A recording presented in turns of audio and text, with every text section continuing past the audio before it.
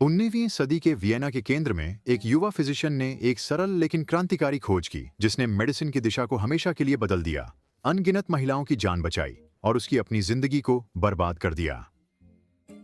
Doctor इग्नाज सेमलवाइस का जन्म 1818 में हंगरी में हुआ था। वह एक साधारण परिवार में पले बढ़े, लेकिन शुरू से ही एकेडमिक्स में उनकी रुचि और क्षमता स्पष्ट थी। स्कूल के बाद उन्होंने मेडिकल एजुकेशन ली। एक युवा डॉक्टर के रूप में उन्होंने अपना करियर वियना जनरल हॉस्पिटल के मैटरनिटी क्लिनिक में काम करके शुरू किया। यहीं पर उन्होंने एक चिंताजनक पैटर्न को नोटिस किया।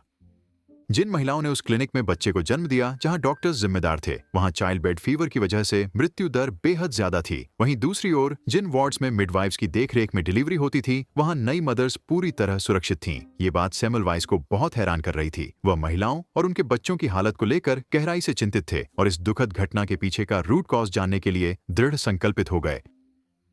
साइंटिफिक स्टडी और बेहद सूक्ष्म रिसर्च के जरिए अंततः उन्होंने एक क्रांतिकारी खोज की।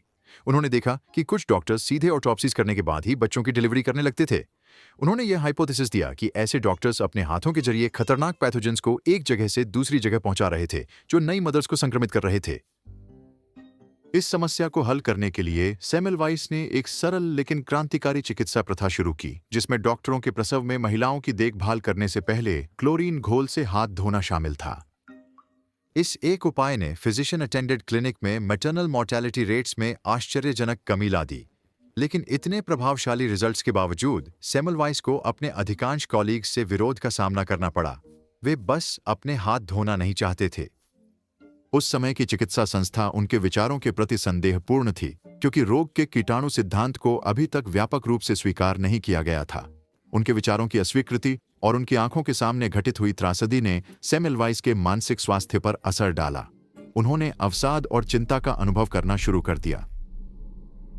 1865 में 47 वर्ष की आयु में उन्हें वियना के एक मानसिक संस्थान में भर्ती किया गया।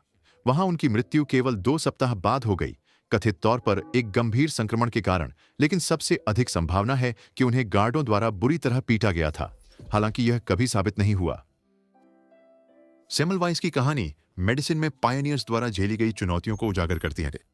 उनका काम अंततः स्वास्थ्य देखभाल में मानक प्रथा बन जाएगा, अनगिनत जीवन बचाएगा। लेकिन उनके जीवन और मृत्यु की दुखद परिस्थितियां उन कठिनाइयों को उजागर करती हैं जिनका सामना उन लोगों को करना पड़ता है जो स्थापित मान्यताओं को चुनौती देते हैं। विज्ञान एक समय में एक अंतिम संस्कार के साथ आगे बढ़ता है, जर्मन भौतिक विज्ञानी मैक्स प्लैंक ने कहा।